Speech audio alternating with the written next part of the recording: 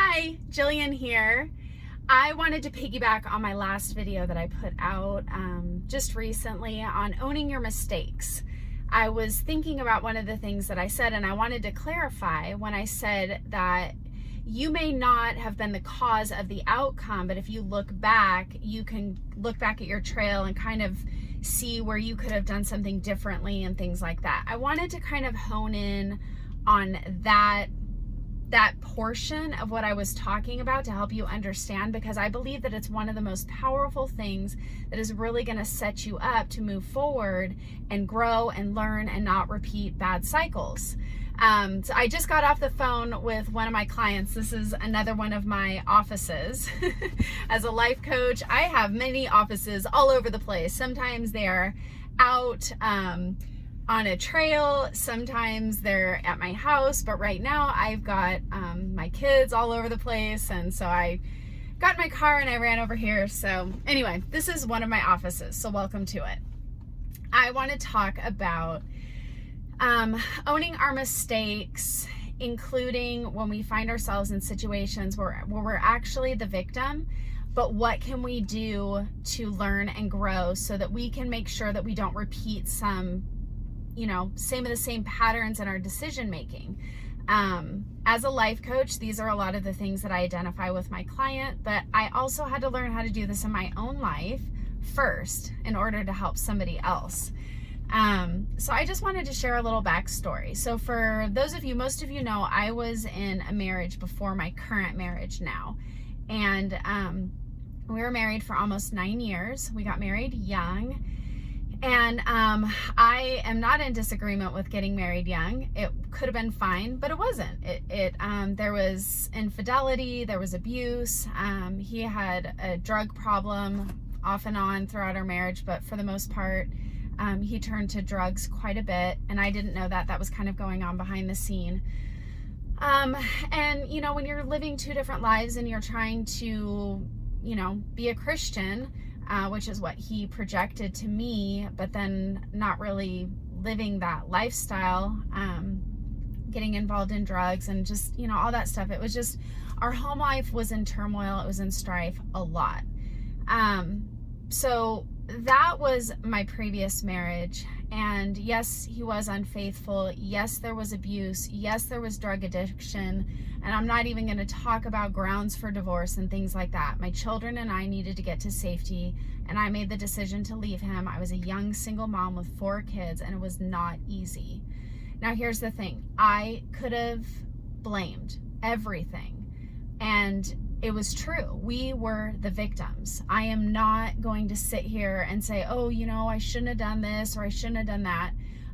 We were the victims. There was domestic violence. It was 100% absolutely not okay. And,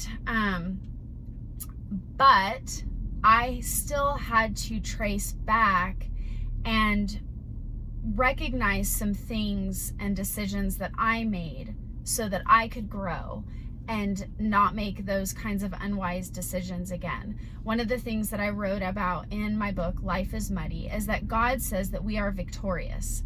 And in order to be victorious, we have to, 1, learn how to walk with God, yield to his direction, listen to the Holy Spirit. We have to have that relationship with the Lord. And we are victorious in Christ Jesus no matter what we go through. But oftentimes we find ourselves in situations where we truly are the victim. And one of the things that I've learned is if I stay in blame, so if I blame my ex-husband, I should have brought water with me. Ooh, I have some over here. It's probably hot, but it's gonna help me talk better. And it's not hot, awesome. Okay, so one of the things that I talked about in my book, Life is Muddy, is that if we always blame, then we remain the victim. We cannot blame everything on people or our circumstances and be victorious at the same time. We have to kind of pick which one we're going to live out of. Well, I chose victory. I chose to be victorious no matter what. which means I have to trace back and own some things. I can't blame everything on my ex-husband, while the outcome of my experience in my marriage to him was not my fault. We were going to counselors, we were going to pastors, we were going to therapists, you name it. We did it. I can't take responsibility or ownership for the choices he made, but I can take responsibility and ownership for the choices that I made. And so I had to scale back. I had to trace back and go, okay, I was walking with God. I was really trying to honor God with everything I did. I put on my purity ring. I wanted to honor God with my body, and I remained pure. I wanted to marry somebody who was a Christian also. You know, all of those things. And I really felt like God brought him into my life. I really believed that with all of my heart, to the point where I dismissed red flags. And so here's what I want to talk about and why I learned how empowering it is to take ownership. So I had to trace back. And I remember at one point, my mom came to me and she said, I'm not saying don't ever marry him. I'm just saying, wait, give it some time. I don't think he's ready. Well, I didn't want to visit that idea. I said no. I said, we're going to be fine. We're going to work through it, you know, blah, blah, blah. And I went ahead and we got married. So obviously it ended in divorce. And I don't believe that God would ever say, this is the person that I want to marry, or yes, marry this person because he wants me to be abused. So I had to really own that. I had to check in with my own heart and my own, you know, whatever, my reason for making the decision. I did believe that I heard from God and I made the decision. Well, I had to process through these things so that I am a firm believer that we can hear God's voice and that we can follow his lead. That is biblical. And I had to go back and go, how did I miss this? What did I miss? And I don't want to focus so much on whether or not I heard from God. I want to focus more on learning and growing so that we can move forward in victory. So I felt like I heard God, but I don't believe that God would tell me to marry somebody to end up in a situation where I'm abused physically, emotionally, spiritually, my children, neglected, abandonment, adultery, you name it, we experienced it. So I had to go, okay, how did I get in this situation? How did I miss, if I thought that God was in this, how did I miss it that much? One of the things that I had to own was I went back to that moment when my mom said, I'm not saying don't marry him, I'm just saying put a pause on it and wait, I don't think he's ready. And I rejected that right away. And I thought, okay, is it that I am not willing to receive? And it was like, no, I am willing to receive. In that season of my life, I really wanted to surround myself with wisdom and mentors. I had pastors that I was meeting with regularly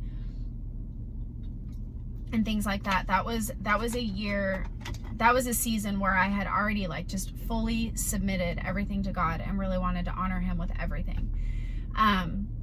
So I said, okay, what was beneath that? Why wasn't I willing to listen to that? And I realized that I wasn't really willing to listen to what my mom was saying because I was so afraid. It was embarrassing to cancel a wedding. I was so afraid of what people would think, the conversations I would have to have, what I was supposed to explain to anybody. How am I going to explain this? You know, I'm sorry, we're not going to get married, to be continued. We will at some point, but like, I'm just going, how do I explain that? And I realized that I was afraid of what people would think.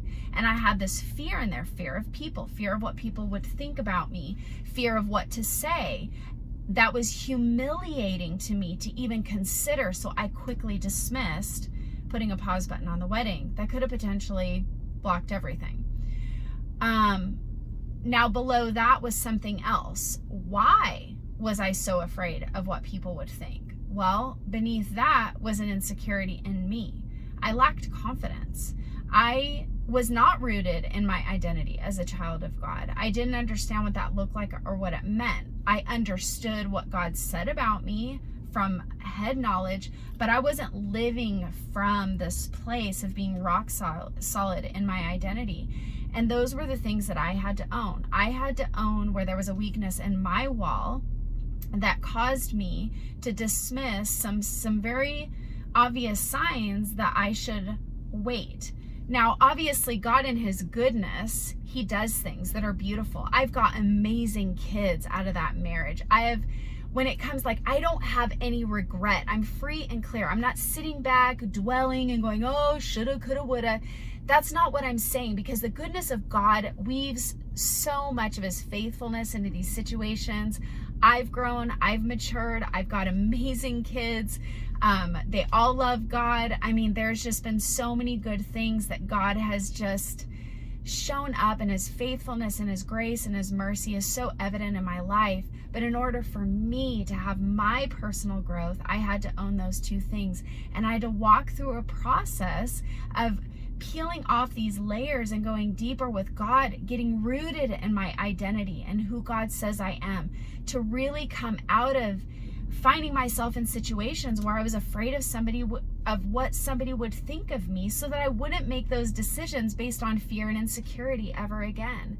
And so that's kind of what I wanted to share with you today. Is it is absolutely powerful and freeing to be able to look back long enough, like I said before, to learn and grow, and really even go back into those situations where you were a victim, or where the outcome was not your fault, it was the other person's fault. But what areas can you own? What part can you face so that you can grow, so that God can do his good work inside of you, free you, heal you, show you who you are to him, so you can walk confidently and make better, God faith-filled decisions. I pray that this meets you and blesses you and sets you free.